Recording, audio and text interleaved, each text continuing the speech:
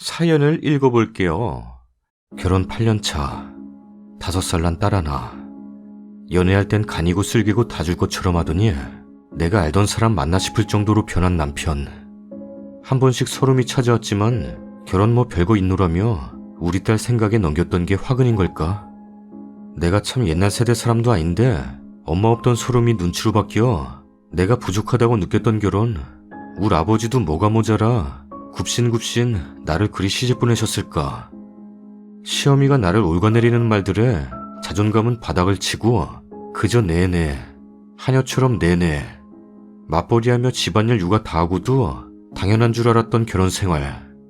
이렇게 살기 싫다 하다가도 이제와 어찌하리 또 단념을 하고 명절이고 생일이고 집밥이라도 먹는 날은 찬밥에 남은 찌꺼기 처리반이 따로 없고 여자들 앉은 식탁엔 없던 소갈비 한 점 우리 딸내미가 집어다 내 밥에 올려줬을 때 그 조그마한 것이 뭘 안다고. 나오려는 눈물을 꾹 참았다. 그때였던 것 같다. 이렇게 살다간 내 소중한 딸도 이렇게 자라겠구나. 우리 방구 밥 먹었냐? 엄마 밥이 제일 낫지? 우리 방구 뭐 필요한 거 없어? 우리 방구 갖고 싶은 거 다 사줄게. 아들밖에 모르시는 시어미.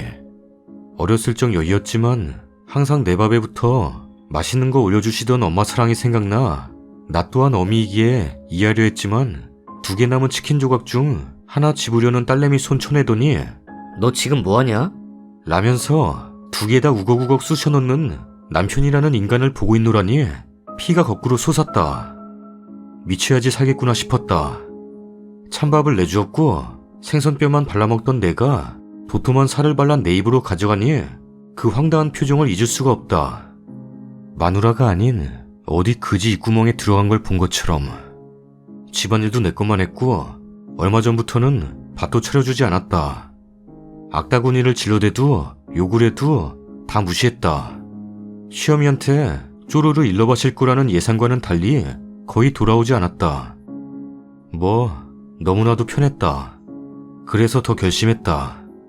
복날이니 시어미가 오라길래 딸내미 친구한테 맡겨놓고 작정하고 갔다. 남편한테 전화하니 네가 졌다는 듯이 그럼 그렇지. 하는 그 혐오스러운 말투 꾹 참고 같이 시댁에 갔다. 역시나 준비는커녕 재료라도 사두신 거에 감사해야 하는 건가? 에어컨도 없어 땀을 뻘뻘 흘려가며 만들었다. 셋이 얼음에 오디 타서 처마시며 선풍기 틀고 TV 보고 있는 걸 보니 지금 당장이라도 뜨거운 삼계탕을 들이부어버리고 싶었다. 멋몰랐을 때 먼저 떠서 아버지 어머니 드리니 그대로 남편 접시에 옮기면서 이런 건 남자가 먹어야 한다. 라고 했던 말이 떠올랐다. 나는 그 말을 박살내주기 위해 간 것이니 다리를 뜨려는 시어미가 잡은 국자를 낚아채 다리 하나를 떠 내 접시에 덜어 뜯어 먹었다. 너 지금 뭐 두고 있냐? 감히 닭다리를 집어? 이런 싹바가지 없는 게 버르장머리 없이. 라면서 소리를 지르신다. 저도 다리 좋아해요 어머니 했더니 불편한 듯이 자리를 뜨는 시아배와 울그락불그락한 남편. 그러거나 말거나 꿋꿋이 먹고 있던 접시를 확 낚아채 던져버리는 시어미. 밥 먹던 걔한테도 안 그러겠다. 나는 도저히 참을 수가 없었다. 밥상을 엎으며 소리를 질렀다. 물론 내가 그동안 쌓였던 것들을 하나도 남김없이 내뱉었다. 이런 개 쌍놈의 연병 싸가지 없는. 빙이라도 된 마냥 바닥에 나뒹굴며 오열과 통곡을 하였는데 꿈이라도 꾼 듯 선명하지는 않다. 굳어있는 세 사람을 뒤로하고 이혼하겠노라며 집을 나왔다. 염치가 없지만 친구에게 딸내미 조금만 더 부탁을 하고 다음에 오면 안 열어주거나 못 가져갈까봐 창고에 있던 이사박스를 꺼내와 닦지도 못한 채 미친듯이 짐을 챙겼다. 바로 당장 되는 용달을 찾으려 몇 번이고 전화를 했고 그 길로 친정아버지 댁으로 보냈고 새벽이 되어서야 둘 다 눈물을 멈췄다. 어젠 회사에 출근해 양해를 구했고 휴가를 조금 당겨 쓰게 되었다. 푹 자고 싶은데 잠도 안 온다. 미리 다 차단해둬서 뭐가 오긴 오는데 뭐라고 짓거리는지 모르겠고 여기 있는 거 뻔히 알 텐데 아버지한테 연락도 못하고 찾아오지도 않는 거 보면 지 죄를 지가 알렸다지. 어차피 와봐야 아버지한테 된통 얻어 터지겠지만 이혼 소송에 들어가려 한다. 이것저것 검색을 해보던 중 그냥 문득 마음을 다잡고 싶어 글을 적어보았다. 여자는 전업이라고 고집부리는 시어미를 자기 혼자 못 먹여 살린다고 설득한 남편에게 그거 하나는 고마워진다. 홀가분하면서도 복잡하고 참 여러 가지 감정이 든다. 힘들다가도 기운나고 참 이상한 요 며칠이다. 떼부리지 않고 착하디 착한 우리 딸내미. 왜 그러는지 하나 묻지도 않는다. 엄마의 무지함이 너를 너무 빨리 철들게 한 것은 아닌지 마음이 미어진다. 다 필요 없다. 우리 딸만, 제발 우리 딸만 빨리 이 지긋지긋한 악몽을 깨끗하게 털어내고 싶다. 다음 사연입니다. 안녕하세요. 저는 올해 33살 된 결혼 6개월 차 남편입니다. 사람들이 그토록 로망으로 여기는 5월에 신부 신랑이 되었고 아직 아기는 없습니다. 제발 이 글을 읽고 저 좀 도와주세요. 댓글에 의견을 달아주세요. 그 댓글을 아내에게 보여줄 생각입니다. 우선 아내에 대해서 소개를 하겠습니다. 아내는 올해 29이고 정말 맹한 사람입니다. 정말 말도 못할 정도로 맹하고 순수합니다. 다르게 말하면 바보 같습니다. 어느 정도로 순수하냐면 지하철에서 할머니가 길을 헷갈려 하시면 저와의 약속을 취소하고 그 할머니를 원하시는 역까지 데려다줄 정도로 순수합니다. 어릴 적부터 할머니와 살았는데 할머니가 돌아가신 이후로 나이 많은 어르신들에게 불친절할 수가 없답니다. 또 어느 정도로 맹하냐 하면 저나 주위 사람이 하는 거짓말에 다 속아 넘어갈 정도로 맹합니다. 그리고 정말 남자에 대해서 잘 모릅니다. 저랑 연애하던 시절에 아는 언니 친구인 사람이 대놓고 작업을 걸어도 아내는 그저 이 오빠는 나랑 친하게 지내고 싶어서 그런 거 아니야? 라고 전혀 인식도 못할 정도입니다. 아내가 그냥 순수한 척 하는 게 아닙니다. 제가 대쉬했을 때도 시종일관 친한 친구처럼 지내다가 제가 고백하니까 나 정말 몰랐어. 라면서 당황해하던 그 모습 전혀 거짓이 아니었습니다. 각설하고 아내는 어릴 적부터 어머니가 한의원에 자주 다니셨는데 그만큼 아내도 한의원에 자주 다닙니다. 한의원에서 뭉친 근육에 침을 맞으면 몸이 날아갈 것 같다며 감기 걸려도 한의원에 갑니다. 연애 시절 서울에서 살 때 어머니와 맨날 다니던 한의원에 적어도 한 달에 3번 이상은 갔습니다. 아내가 사무직이라 컴퓨터를 오래 만져 어깨가 항상 뭉친다는 이유, 감기 등등으로 말입니다. 결혼하고 타 지역으로 이사를 해서 아내는 한의원에 좀 안 가는 것 같았으나 결혼한 지 3개월 후쯤부터 집에서 30분 거리에 정말 자상하시고 실력 좋으신 의사 선생님이 있는 병원을 알았다며 자주 갑니다. 그런데 어느 날 아내가 화장실에 간 사이 아내의 휴대폰에 문자가 와서 봤는데 내용이 이런 겁니다. 방순씨, 집에는 잘 들어가셨는지요? 불편하시면 언제든지 오세요. 저는 누가 보냈는지 짐작도 못하고 있었는데 아내가 화장실에서 나와서 물어보니 요새 가는 한의원 의사 선생님이라고, 급격하게 친해져서 오늘 같이 TGI에서 저녁을 먹었다고. 저는 이해가 안 갔습니다. 세상에 어느 의사가 자기 환자랑 개별적으로 저녁을 먹는지.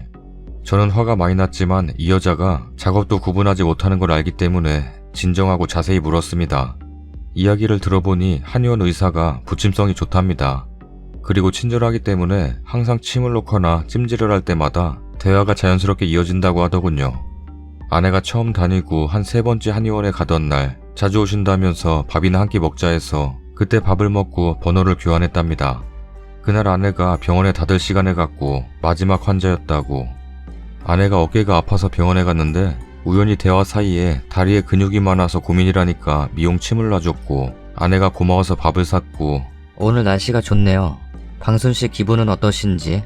저도 좋아요. 라는 사적인 문자를 보낸 겁니다. 저는 아내의 말을 듣는 순간 화가 너무 많이 났습니다. 그놈의 의사라는 양반은 병원 홈페이지에 들어가니까 사진으로 보아하니 40대 후반쯤 되어 보이고요. 제가 너무 화가 나서 그 의사가 너한테 작업을 거는 거야. 친하게 지내지 마. 라고 하니까 무슨 말을 그렇게 해. 정말 좋은 의사 선생님이라 자주 오는 환자에게 친절하신 것뿐이야. 그리고 그분 욕하지 마. 정말 외로우신 분이야. 라는 겁니다. 외로운? 무슨 말이냐 물으니 3년 전 아내와 이혼을 했다 하더군요. 양육권도 모조리 빼앗겨버려서 아들, 딸 둘이 있었는데 마누라가 데려갔답니다. 기가 차더군요. 이혼남이니까 더더욱 작업인 거 아닙니까? 그래서 그날 격하게 싸우고 마누라가 엉엉 울길래 제가 이 순박한 여자한테 무슨 짓인가 싶어서 다음부터는 밥을 먹지 말라 하고 잘 타이르고 다시 지냈습니다. 그리고 오늘 아내가 사우나에 가면서 폰을 놔두고 갔더군요. 평소에 덤벙거리는 여자라서 자주 이럽니다. 그래서 제가 폰을 열어보니 그 의사와 하루에 5통 이상 문자를 하는 겁니다. 방순씨, 저번에 진료 후에 몸은 괜찮으신지요? 시간 나면 병원에 들려주세요. 선생님 감사합니다. 침 맞기 전에 어깨가 너무 아팠는데 이제 하나도 안 아파요. 요새는 야근이 잦아서 힘들고 조만간 찾아뵙겠습니다. 방순씨, 오늘은 환자가 많아서 정말 정신없는 하루였습니다. 방순씨는 요새 야근이 잦다고 하던데 오늘도 야근하시나요? 네, 저는 오늘도 야근을 해요. 선생님이 친절하셔서 환자분들이 그 친절함에 더 끌리는 것 같으니 좋은 일이에요. 아닙니다. 저는 그냥 환자들에게 감사해서 그런 것뿐인데 방순씨의 몸이 낫다고 하니까 정말 기쁩니다. 다 선생님 덕이에요. 환자만 생각하지 마시고 선생님 건강도 생각하시고요. 아자. 걱정해주셔서 감사합니다. 내일은 야근하시는지. 아니요, 내일은 안 해요. 그러면 저녁 한 끼 같이 드실까요? 네. 더 이상의 내용은 화가 나서 적지도 못하겠습니다. 아내가 곧 사우나에서 돌아올 법한데 지금 이거 분명히 의사가 작업 거는 거 맞죠? 화가 나서 분통이 터집니다. 신혼 6개월 부부에게 지금 이혼남이 무슨 짓인지. 아내는 너무 바보 같아서 여러분들의 냉정한 의견을 보여줄 생각입니다. 제발 도와주세요. 제발. 댓글입니다. 여기다 올린 글을 보여주지 마시고 일단 문자 내용 모른 척 하세요. 나중에 확인했을 때 그 문자가 지워져 있으면 100% 바람이니까요. 그리고 다음에 침 맞으러 갈 때 님이 따라가세요. 맹한 부인이니 님이 따라가는 거 의심해서 가는지 모를 겁니다. 따라간 다음 님도 침 놔달라고 하세요. 그리고 자주 우리 와이프에게 식사하자고 환자를 밖에서도 챙기는 것 같아 고맙지만 앞으로 저와의 시간을 만들기에 사적인 자리에서의 만남은 자제해달라고 하시고, 와이프가 늘 집에 와서 의사 선생님이랑 한 문자를 보여주는데 같은 남자로서 조금 도가 지나치신 것 같다고, 자꾸 그러시면 가정을 지키는 남자로서 이사갈 방법밖에 없다고 전하세요. 저게 무슨 순수야. 사리분별 하나 구별 못하고 나이 헛먹었네. 아니, 어렸을 때 그렇다 치고 남편 있는 사람이 다른 사람하고 밥 먹지 말란 법은 없지만 저건 대놓고 나 작업 걸고 있어요, 밥 먹어요 하는데도 저러면 문제 있는 거 아닌가요? 부인한테 말해보세요. 만약 다른 여자가 나한테 밥 먹자 하고 하루에 문자 5통 이상씩 오면 넌 어떨 것 같냐고요. 문자 내용이 무슨 사귀기 직전에 가는 내용들이구만. 그리고 그 의사가 외롭든 말든 님 부인이 무슨 상관이래요. 지금 지가 신경 써야 할 사람이 누군데. 그 이혼남 불쌍한 거 따져가며 자기 남편 속 썩여가며 만나려고 하는 것도 우습네요. 친절하다고 누가 다 밥을 먹는답니까? 그럼 그 의사란 사람은 님 부인 말고도 다른 사람들하고도 저렇게 문자치고 만난대요? 님 부인 진짜 어장관리하는 것도 아니고 바보예요? 순수는 무슨 순수예요. 개념 자체가 없구만. 지금 자기에게 어떤 게 소중한 건지 생각해보라 하세요. 저건 솔직히 순수한 게 아니라 답답한 거고 사람과 사람에 대한 개념이 없는 거예요. 참 바보 같은 남자분들 많다. 내가 보기엔 아내분이 맹하고 바보 같을 정도로 순수한 게 아니라 내 아내는 이렇게나 순수한 여자라고 철석같이 믿는 글쓰님이 너무 순하고 맹하고 바보 같아 미치겠어요. 님 아내랑 동갑인 여자로서 저 이런 스타일의 여자 질리도록 많이 봤습니다. 달라요. 동성들 앞에서의 행동이랑 이성, 남편, 남친, 썸씽남, 생판남 다 포함. 앞에서의 행동이랑 소름 끼칠 정도로 다르고 진짜 저게 어떻게 연기지? 할 정도로 순수한 척 진짜 잘하는 부류들. TV, 드라마, 영화에 캐스팅 안 됐을 뿐이지 우리 주변에 차고 넘칩니다. 울고 짜고 눈 동그랗게 뜨고 호들갑 떨고 얼마나 잘하는지 아세요?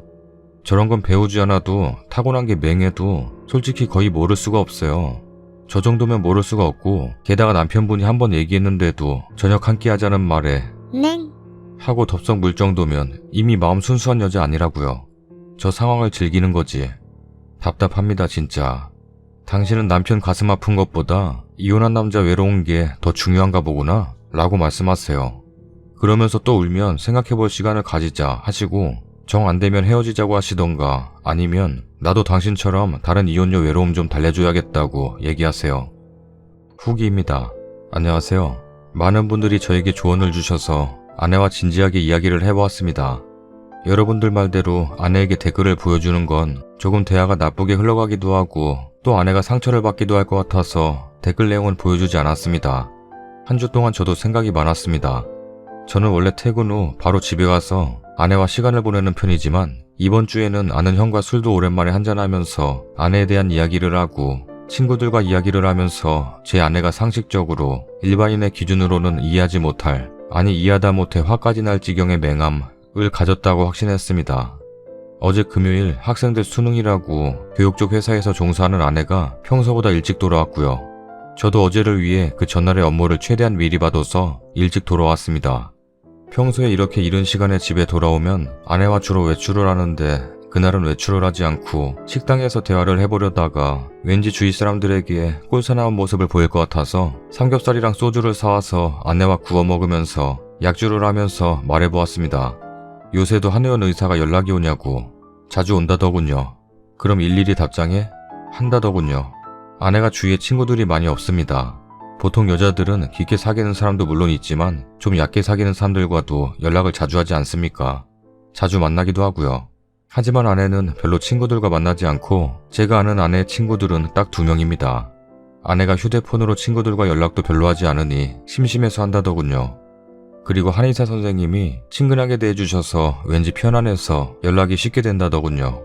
한의사가 주로 무슨 말을 하냐고 물으니 그냥 서로 안부를 묻고 가끔 밥 먹으러 가자고 하는데 그 중에 한 3번 중 2번은 거절했다고 자랑스럽게 웃으면서 말합니다. 전혀 뻔뻔한 웃음이 아니라 순진한 웃음. 그 순진한 웃음에 저는 차마 화를 내지도 못하고 그냥 소주 한 잔 꿀꺽꿀꺽 들이키면서 말했습니다. 너는 유부녀 아니냐? 그랬더니 그냥 똘망똘망한 눈으로 나는 유부녀지. 자기랑 결혼했잖아. 하는 겁니다.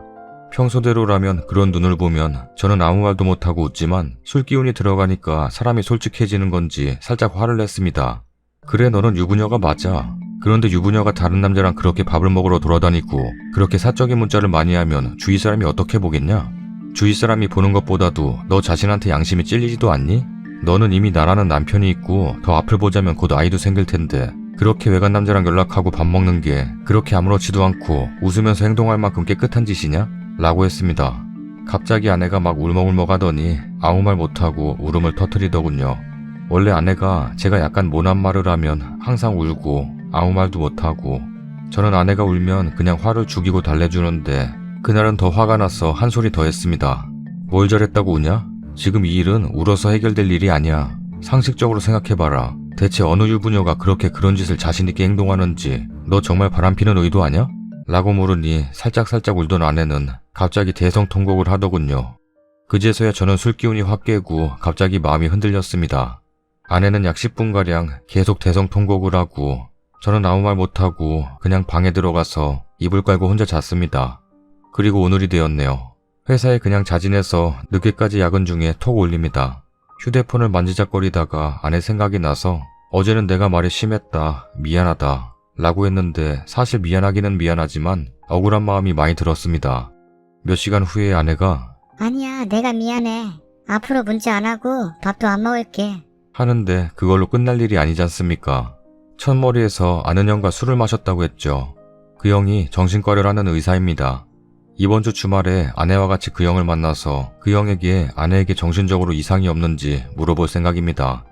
여러분들이 하시는 말씀이 과연 아내를 실제로 모르는 사람이라서 하는 말이다 라고만 생각할 수 없는 노릇이거든요. 지금의 제게는. 이만 저는 퇴근을 해야겠습니다.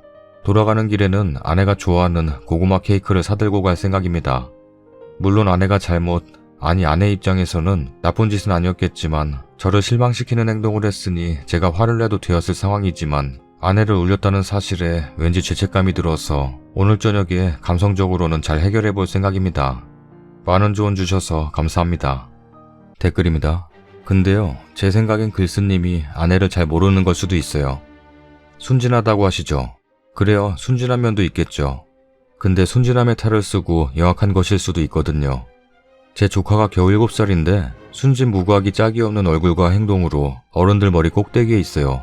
그 나이 먹고 그런 것도 판단 못할 정도로 순수하다는 게 사실 말이 안 될 뿐더러 어떻게 해야 자기는 책임을 회피하면서 나 좋다는 포근한 사람이랑 데이트 비스무리한 걸 즐길 수 있는지를 잘 아는 영악한 머리를 지녔다고 봐요.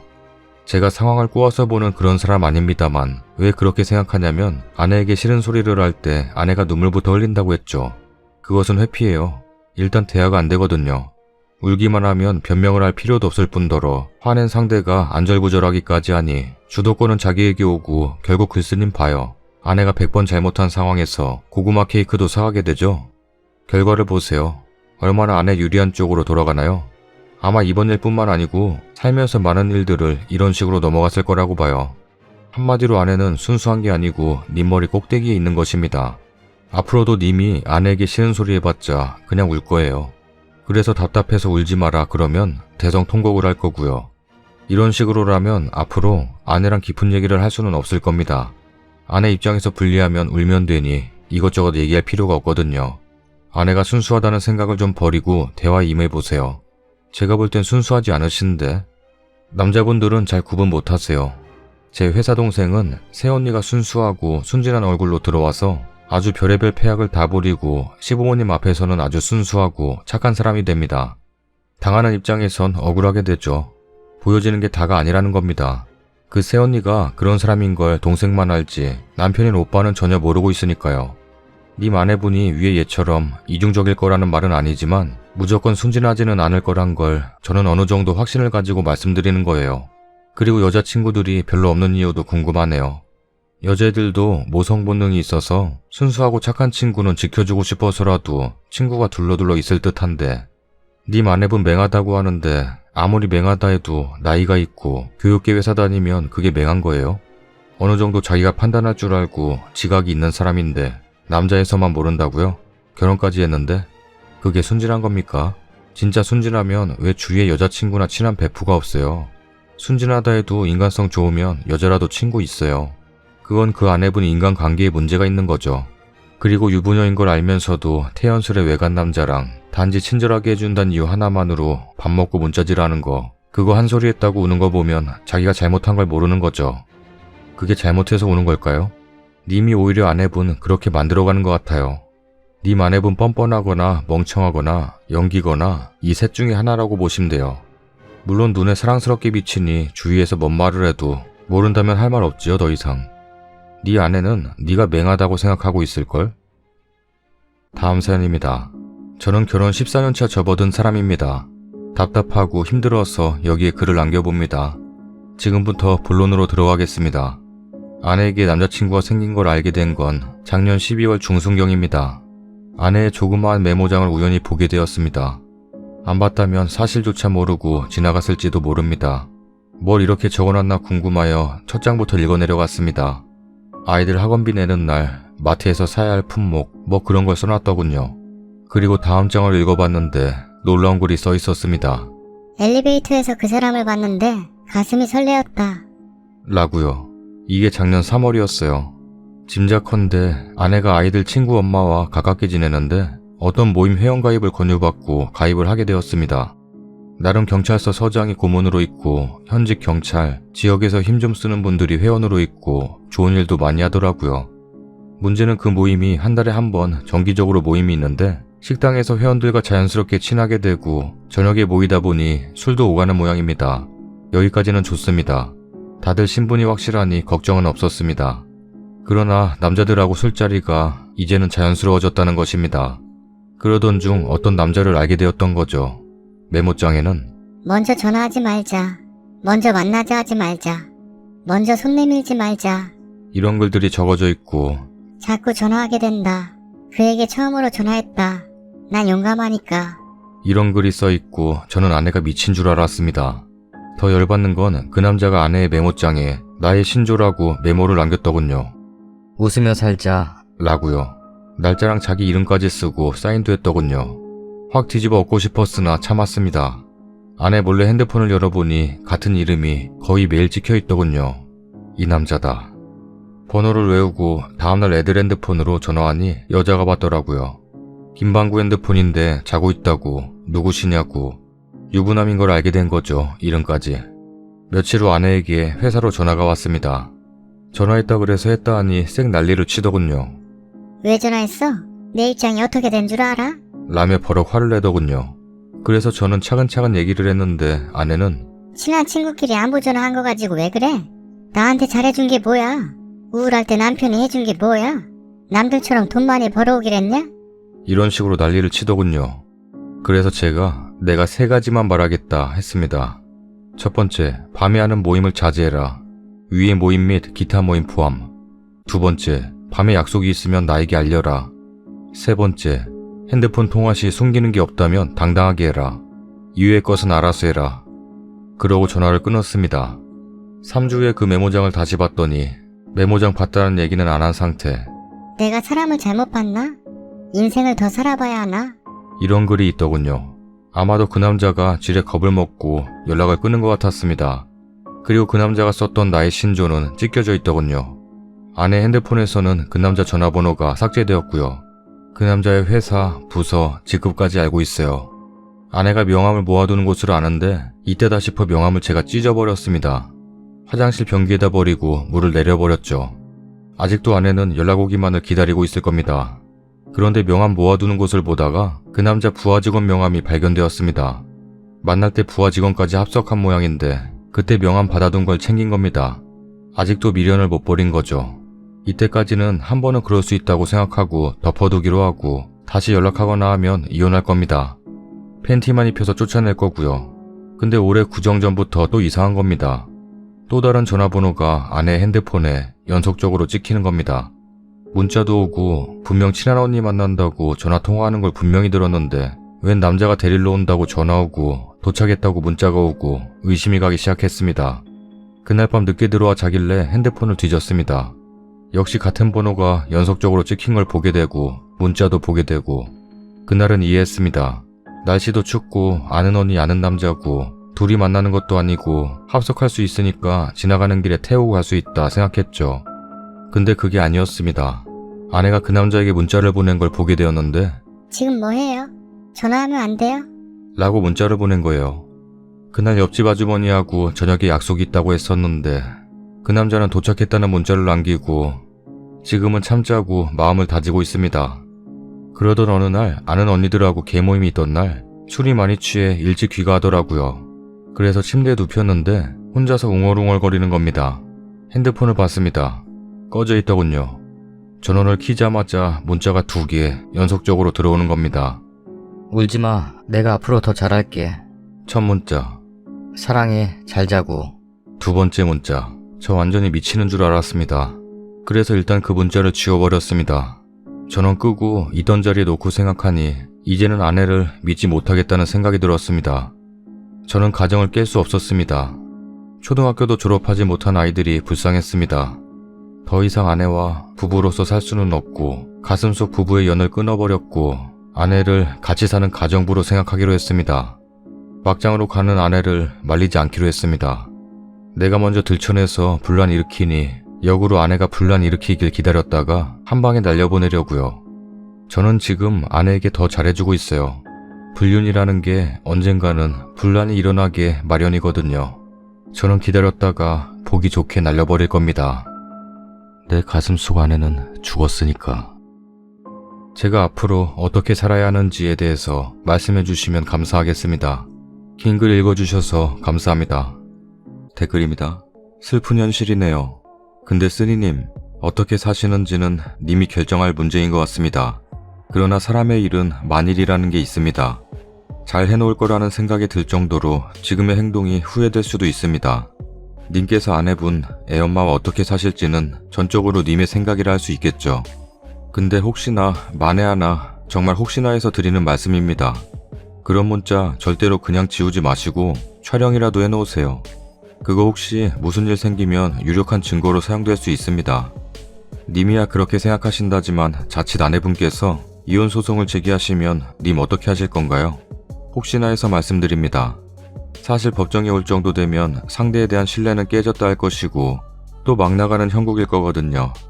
보면서 소름이 살짝 돌다가 그렇지만 또 그 심정 이해 안 되는 것도 아니고 어쨌든 맘 아프네요. 그래서 느껴지는 건 아내분이 타고난 바람둥이 기질로 연애하는 케이스는 아닌 듯한데 아마도 그래서 더 치열하게 미워할 수밖에 없지 않았을까 하는 생각이 드네요.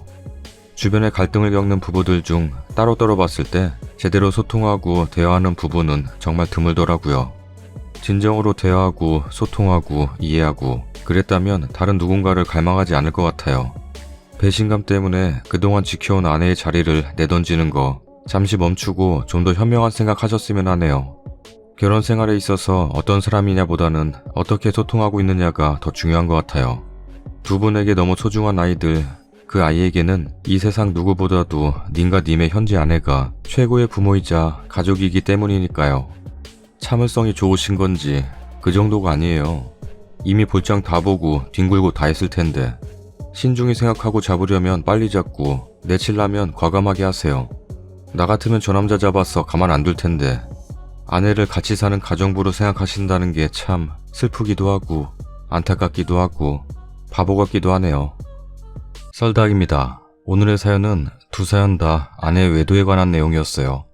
첫 번째 사연은 어떻게 보세요? 외도를 했을까요? 안 했을까요? 아니면 저 자체가 외도인 걸까요? 아내가 귀여운 상인가 봐요.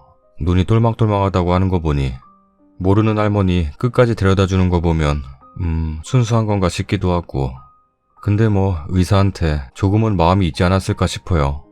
문자도 계속 보내고 TGI를 가? 거기 5, 6만원대 아니야? 돈 많은가 보네. 나는 순댓국도 5,000원에서 6,000원으로 올라서 못 먹고 있는데 의사 만났으면 얻어먹어야지 왜 자기가 돈을 내? 나중을 위한 설계인가? 결혼한 지 6개월밖에 안 됐는데 벌써부터 그런 이유가 뭐야? 두 번째 것도 뭐 사랑해? 너무하네. 남편 마음이 얼마나 아플까? 내 가슴속 안에는 죽었으니까 내 마음도 아프다. 한의원이나 가야겠다. 한의원에 가기 전에 침을 맞기 전에 구독하기 눌러주세요. 부항을 뜨기 전에 물리치료하기 전에 구독하기 눌러주세요. TGI에 가기 전에 오늘은 내가 쏠게 하기 전에 구독하기 눌러주세요. 모기 때문에 파혼합니다. 어찌됐든 결혼 약속까진 했으니 파혼인 건지 뭐 하나 이뤄지고 결제한 건 없으니 그냥 헤어지는 건지 상견례는 아니고 각각 양쪽 집 인사는 한 상황입니다. 2년 만났고 다음 달쯤 상견례하고 내년 초쯤 결혼하자의 계획만 부모님들과 각각 해둔 상태입니다. 주말에 남친과 다른 지역으로 볼 일이 있어서 갔다가 모텔에 숙박을 했습니다. 그날 출발할 때 급하게 나오느라 제가 지갑을 놓고 나왔고 핸드폰으로 결제하는 기능도 없습니다. 지갑을 놓고 온 걸 깨달은 건 휴게소에 들어갈 때였고 남친한테 지갑이 없다고 말하며 장난스레 핫도그 사줘. 초코우유 사줘. 했습니다. 아무튼 모텔은 제가 미리 숙박 예약을 해둔 곳이어서 집 놓고 모텔이라고는 하지만 레지던스 같은 곳이에요. 따로 베란다가 있어서 예약한 곳입니다. 볼일 보고 나서 뭐 먹을까 얘기하다가 한정식 집이 있길래 들어가서 특선 시켜서 먹었습니다. 1인 3만원. 평소에 돈 때문에 싸우거나 서로 빈정 상한 적 없고 저만 그랬을지도 모르겠습니다. 한 번도 장난스럽게라도 뭘 사줘, 해줘 해본 적 없습니다. 데이트 비용은 거의 5대5였으나 남친의 차량으로 대부분 이동하기에 제 차는 동생과 같이 쓰고 있는데 제가 평일 출퇴근용, 동생이 주말에 대부분 사용합니다. 기름값 등을 생각한다면 6대4 정도 되겠네요. 제가 주유 쿠폰도 자주 선물하고 보통 장거리나 시외각으로 드라이브 갈 땐 기름 넣어줍니다.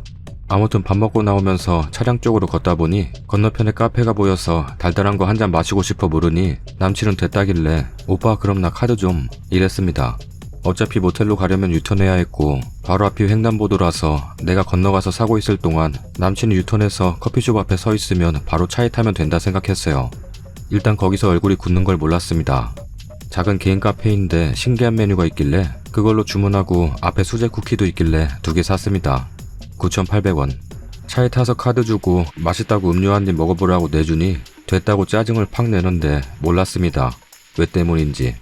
그러고 모텔 가서 씻고 누웠는데 원래 남친은 머리만 대면 자는 타입이고 저는 잠자리 바뀌면 쉽게 잠 못 들어서 소파에서 40분? 1시간 정도 핸드폰 하다가 자려고 침대에 누웠습니다. 눈 감고 있는데 귀에서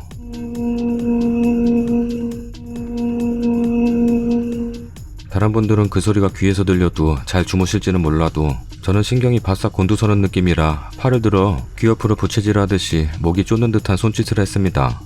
그러고 한 5분? 막 또 잠이 들려는데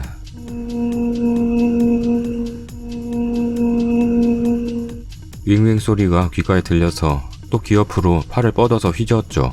그랬더니 갑자기 남친이 벌떡 일어나더니 푸닥거리지 좀 마라. 라고 소리치는 겁니다. 제가 팔을 휘저으니 매트리스가 그 반동으로 흔들렸겠죠. 일부러 세게 흔든 것도 아니고 귀 옆에서 손목으로 부채질하듯 서너 번 했습니다. 평소엔 제가 침대 옆에서 뭔 짓을 하던 안 깨던 사람인데 그렇게 짜증을 내기 시작하더니 조금씩 목소리가 커지고 그러다 싸우게 됐는데 저한테 너 예민하고 치사하고 야비하고 무례해. 그러면서 모기가 귓가에서 앵앵댈 수도 있지. 그걸 옆 사람 잠이 다 깰 정도로 휘적거리는 게 예민하고, 아무리 내가 안 먹는다 했지만 내 카드 들고 와서 네 먹을 것만 사온 것도 치사하고, 거기다가 난 카드로 먹는다고 굳이 비싼 음료에 일부러 쿠키까지 사온 게 야비하고, 지갑 일부러 놓고 온 건지는 모르겠는데 오늘 하루 내가 밥부터 간식 후식까지 사줬는데 고맙다는 인사할 줄 모르는 게 무례하다. 랍니다. 매트리스가 후져서 상대방 작은 움직임에도 꿀렁꿀렁하는 걸 어쩌나요? 몇십짜리 호텔방도 아니고 8만원짜리 모텔방 매트리스 후진 걸 어쩌나요? 평소에도 본인이 안 먹는다 하는데 계속 권하거나 사오면 자기 말 무시한다고 짜증내는 사람이라 안 먹는다 했으니 안 사온 건데 뭘 더. 평소에도 커피는 낮 시간에만 마시고 저녁엔 생과일이나 요거트 종류만 먹는 거 알면서 저녁 9시가 넘어가는데 요즘 개인 카페들 과일 주스나 요거트 종류 6-7천원 하지 않나요? 휴게소에서 한정식 집에서도 음료 사고 다시 카드 건네줄 때도 땡큐 했습니다. 둘 다 평상시에 자주 쓰는 말투. 근데 평소랑 다른 특수한 상황이니 거창하게 덕분에 감사히 잘 먹었습니다. 꾸벅 인사라도 했어야 하는 건지 안 자고 누워서 계속 그 생각만 하고 있었던지 다다다 쏘아대는데 당신 변명 같은 거 할 생각도 못하고 듣고만 있었네요. 그러더니 겉옷이랑 차키만 들고 휙 나가버리는 겁니다. 멍하게 앉아있다가 화도 나고 서럽기도 하고 짜증도 나고 동생한테 전화해서 나 지금 택시 타고 갈 거니까 도착하면 차비 들고 나오라고 하고선 짐 챙겨서 택시 탔어요. 출발하고 1시간쯤 지나서 전화 오더니 돈도 없는데 어딜 갔냐? 라면서 또 승질내고 내가 그날 남친 돈 뜯으러 일부러 비싼 것만 고르고 먹은 것도 아니고 내가 걸핏하면 지갑 놓고 나와서 빈대 붙은 것도 아니고 그리고 그거 다 해서 그날 쓴 거 10만원이나 될까요? 그걸 곱씹고 꿍해 있는 것도 짜증나는데 그렇게까지 화내고 버럭할 일인지 본인 말로는 아무렇지 않게 카드 달라고 손 내미는 게 싫었다는데 그럼 그 앞에서 음료 마시고 싶다고 사정사정해서 받았어야 하는 건지 나중에 든 생각은 혹시 내가 나중에 돈 줄게 같은 소리 안 해서 저러는 건가 싶은 생각도 들고 이런 사람이었나 싶기도 하고 아무튼 그러고 일요일 저녁 전화로도 크게 싸웠는데 언젠가 친한 언니가 얘기하길 잘해주고 좋은 사람보다 잘 싸울 수 있는 사람 만나는 게 더 중요하다 이랬는데 그 뜻을 절실히 깨달았네요. 그냥 소리만 빽빽 지르고 내 말을 안 들어요. 뭐라 말해도 변명이라고 하고 비꼬고 빈정대는데 이 사람이랑 2번만 더 싸우다간 안 걸리겠다 싶어서 이별을 구했습니다. 인정할 수 없고 이해할 수 없다는데 그냥 풍선에 바람 빠진 것처럼 빵빵하던 감정이 푸셔슉 빠져나가서 껍데기만 남은 느낌이네요. 혹시라도 만변할까 싶어 부모님께 말씀드렸더니 이유도 안 묻고 네가 싫으면 안 하는 거지 뭐. 하시네요. 솔직히는 마음 한켠에 이대로 헤어지는 게 맞는 걸까? 이렇게 헤어져도 되는 건가? 싶기도 한데 나한테 화내던 그 표정과 빈정대고 비아냥거리던 목소리가 자꾸만 생각나서 다시는 못 만날 것 같습니다. 그냥 지금 마음이 왔다 갔다 하네요. 댓글입니다. 모텔비 8만원은 쓰니가 결제한 거라면 그렇게 차이나는 금액도 아닌데 저런 남자랑 결혼을 어찌합니까? 나중에 맞벌이 안 하면 같이 살 수 있겠어요?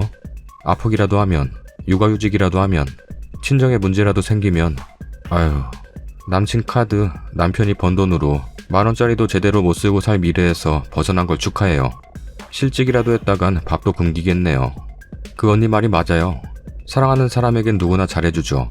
둘이 만났을 때 다툼이 안 일어날 수가 없는데 잘 싸우고 현명하게 풀고 그러한 방법들이 나랑 맞는 게 더 중요한 것 같아요. 다 합쳐도 님이 계산한 모텔비보다 싼데요? 남자 진짜 완전 개쪼잔하다. 그리고 그 목이 앵앵거리는 거 참고 자는 사람 별로 없어요. 손으로 모션 취하는 거 그냥 그 남자가 건수 잡은 것 같네요. 뭐라고 하고 싶은데 시작할 건덕지가 필요했던 것 같은데 솔직히 헤어지길 잘하신 것 같습니다. 매번 더치페이처럼 하다 어쩌다 지갑 놓고 나와서 그런 상황인데 남자 진짜 별로네요. 다음 사연입니다. 돼지국밥 때문에 파혼당한 것 같네요. 뭐 결과는 아직 모르지만 3년간 만난 사람인데 단 30분 만에 파혼해야겠구나 라는 결심이 서네요. 물론 상대방도 그렇겠죠. 30대 초반 대구 토박이고 남자는 30대 중반 부산 토박이에요. 서울에서 만나서 연애하고 결혼 결심하고 지난달에 상견례하고 내년 3월로 식장도 잡아뒀고요. 저 음식 다 잘 먹어요. 동남아 가서도 길거리 음식도 잘 먹고 단 몇 가지 빼놓고 안 먹어본 거 빼곤 음식에 대한 거부감도 없고 뭐 비위도 좋고 뭐 그래요. 반면 전 남친은 입이 짧고 비위도 약하고 어쨌든 저 돼지국밥을 못 먹어요.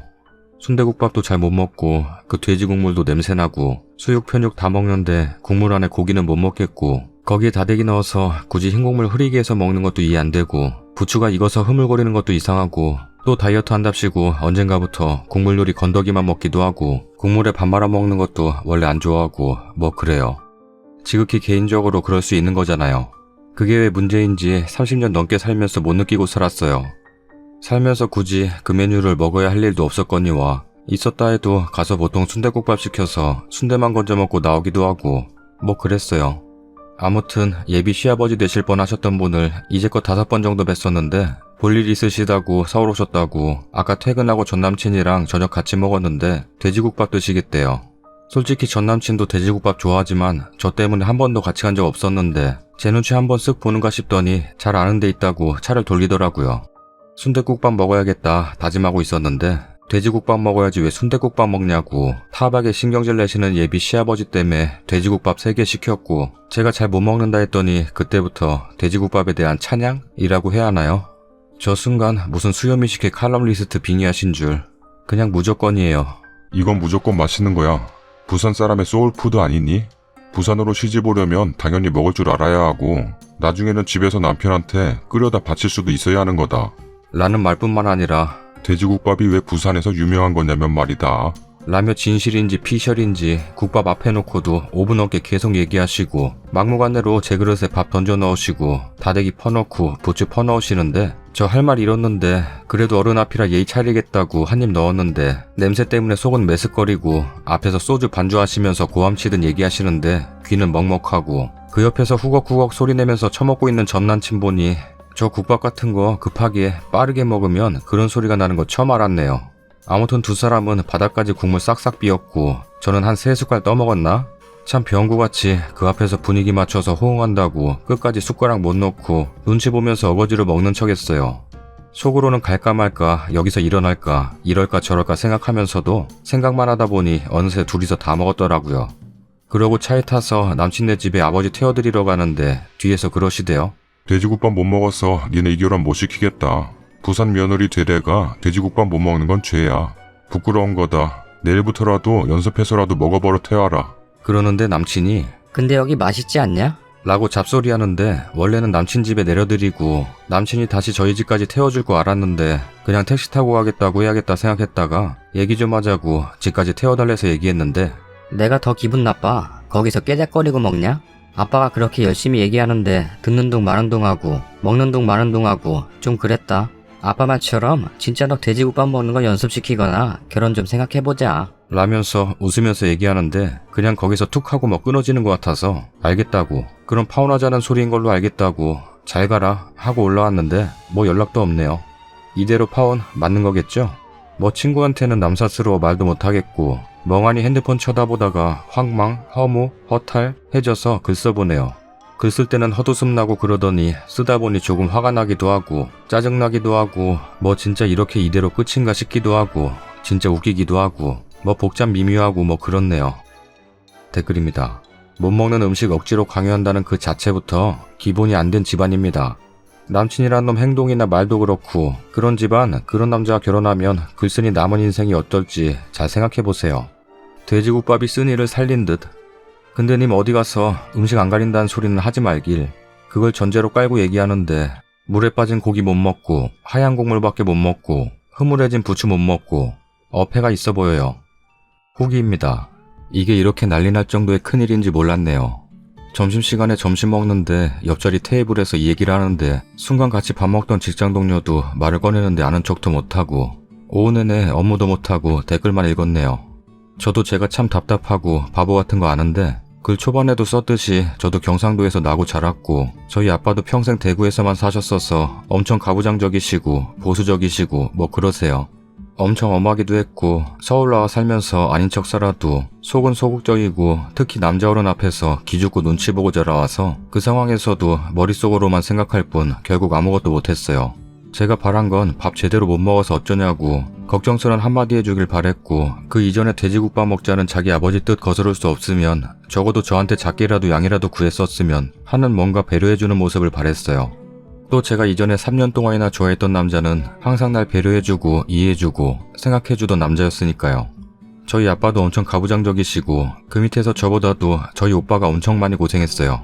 제사를 지내도 남자들 손 하나 까딱 안 하는 분위기였는데 고등학생 때부터였나 오빠가 팔 걷어붙이고 나서기 시작하고 친척 형들, 동생들 조금씩 변화시키려고 했었고 할머니 댁 가면 남자 여자 밥상도 따로 받는 분위기였는데 몇 년 걸려 오빠가 다 바꿔놨고 그래도 큰 틀은 아빠를 거스르진 않았어요. 남자가 물들어 부엌 들어가는 것도 할머니 뒤로 넘어가는 일이라고 우스갯소리할 정도였는데 새언니랑 결혼하면서는 오빠가 전도 붙이고 과일 깎아도 그러려니 하는 분위기로까지 바뀌었어요. 지금도 오빤 아빠가 조금이라도 고집, 땡깡, 어거지 부린다 싶으면 그냥 그 말 다 들어들이되 기분 나쁘지 않게 분위기를 전환시키거나 그 상황에서 피해를 보거나 기분 나쁠 사람들을 먼저 챙기고 그래요. 아빠가 큰 소리를 내거나 해도 금방 분위기를 유하게 바꾸는 기술 터득한 사람처럼 이제 와서 아빠를 바꿀 순 없으니까 라면서요. 그래서인지 저 어릴 때 비하면 아빠도 진짜 많이 유하게 변하신 거고 새언니가 경기도 사람인데 처음엔 저희 아빠 너무 억세고 무섭고 무식하다고 결혼 깨려고 했었는데 중간에서 오빠 하는 거 보고 맘 돌렸고 결혼 7년 차인데 이젠 아빠랑 한 달에 한 번씩 데이트한다고 혼자 40분 거리 운전해와서 점심이나 저녁 먹고 갈 정도가 됐고 아빠도 새언니 준다고 본인이 감자 갈아서 감자전 부쳐주시기도 할 정도여서 전남친 그런 얘기를 들으면서 자신도 그럴 수 있다고 형님 보고 배워야겠다고 이것저것 묻기도 하고 조언 얻기도 하고 그랬었기에 그 상황에 대한 실망감이 너무 컸어요. 실제로는 아버님이 하신 행동이나 말은 그냥 별 생각 없었어요. 솔직히는 저희 아빠도 그러시니까 그냥 흔히 봤던 경상도 어르신들의 억세고 강한 말투와 단어 선택에도 별 거부감 없었고 그저 좀 당혹스러운 정도였어요. 내가 못 먹는 돼지국밥을 먹게 만들어 놓고서도 아무렇지 않은 듯이 옆에서 맛있게 먹고 있는 전남친의 모습이 당황스러울 뿐이었고 그마저도 이따가 나가서 위로해주겠거니 했던 것 같아요. 멍청했죠. 지금 생각하니 그거 한마디에 위로받고 넘어갔더라면 하는 상상하니 제 자신이 참 싫어지네요. 상견례 전에 3번 따로 뵐 때는 일식집 가고 불고기집, 한정식집 갔었고 상견례하고는 어제가 처음 뵌 날이었는데 순간 든 생각은 이제 할 거 다 했으니 더 이상 대접, 예의 차릴 필요가 없으니 이러시는 건가 했었고 글로 적어서 저렇지 아버님 말투가 그 영화배우 유해진 씨 같은 말투라고 하나요? 굉장히 웃음 섞여서 농담인 것처럼 하는 말투?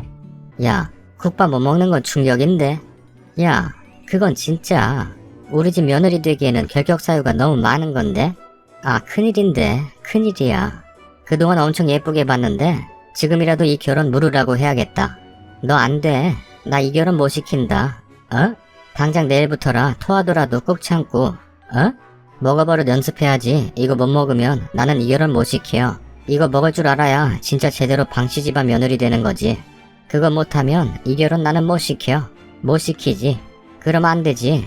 그럼 나중에는 너 얘 국밥 먹을 때까진 결혼할 생각하지 마. 안 돼. 그건 안 되는 거야. 제 머릿속에서 뱅뱅 돌고 있는 대화. 라기보단 일방적으로 하셨던 말씀이에요.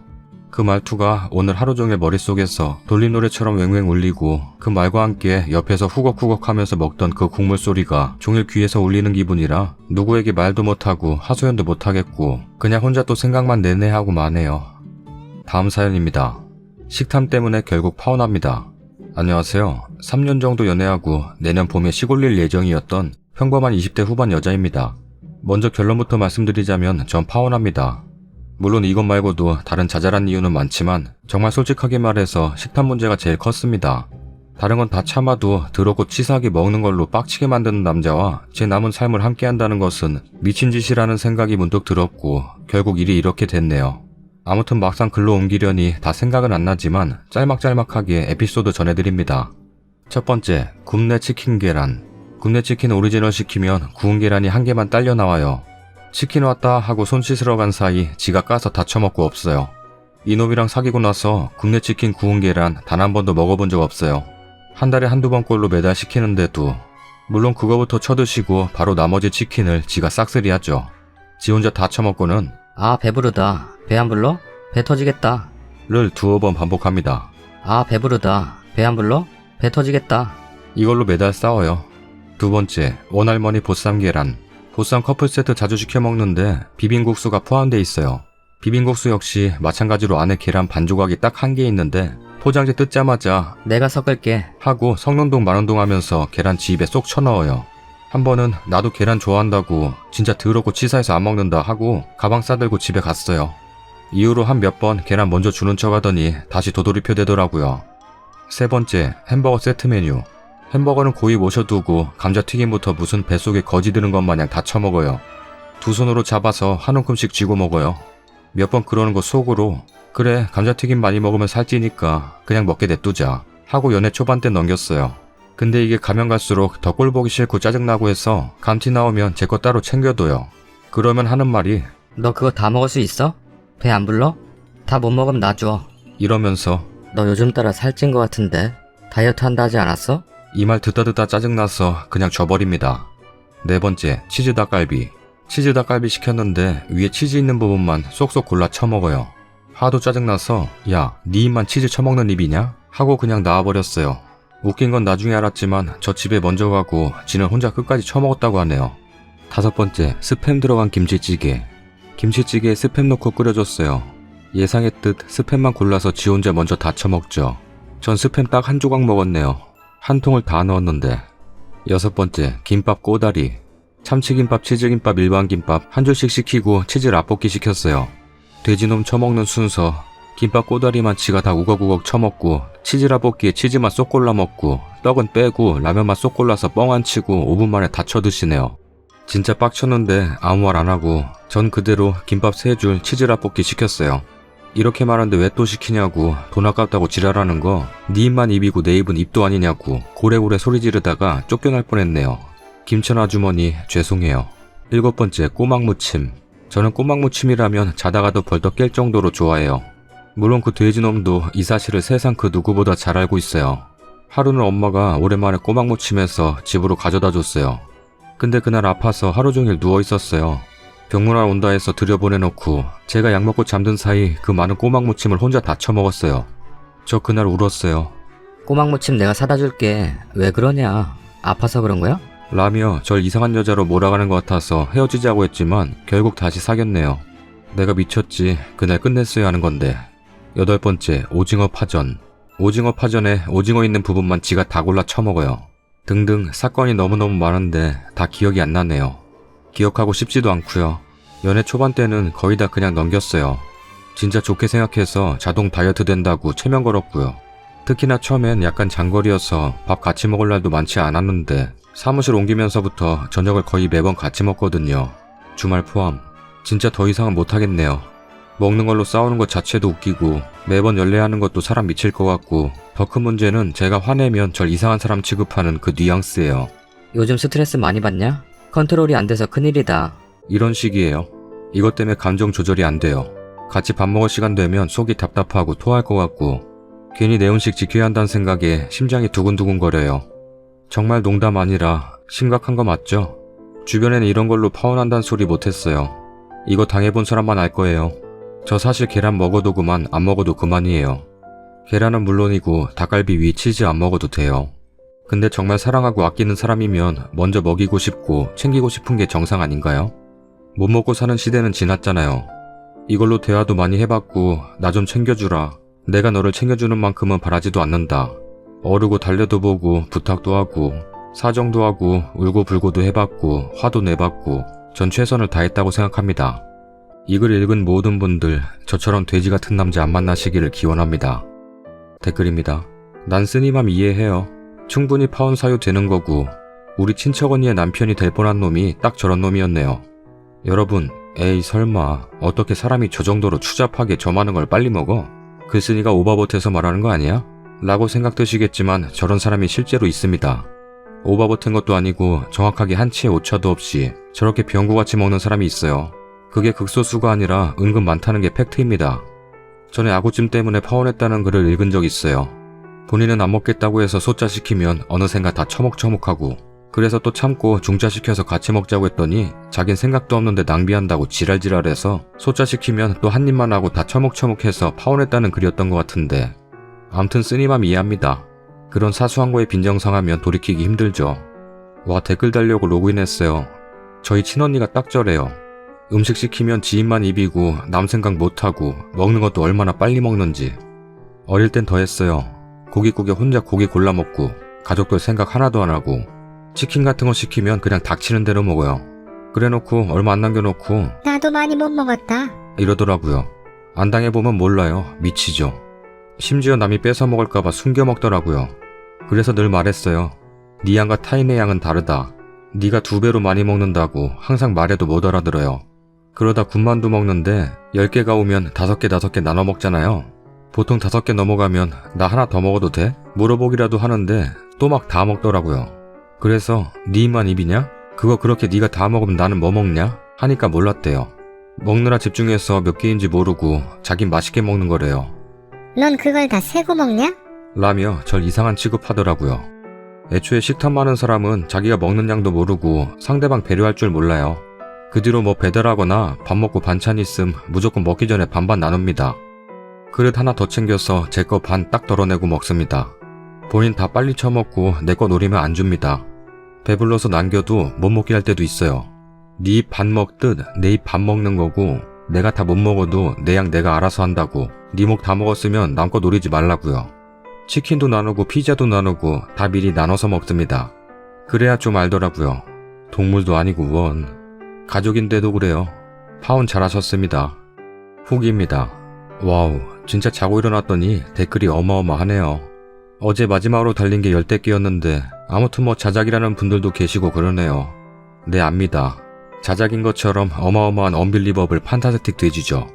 그리고 그런 걸 알면서도 어떻게 3년이나 사귀었냐 하시는 분들 알아요. 제가 제일 병구 중에 상병구죠.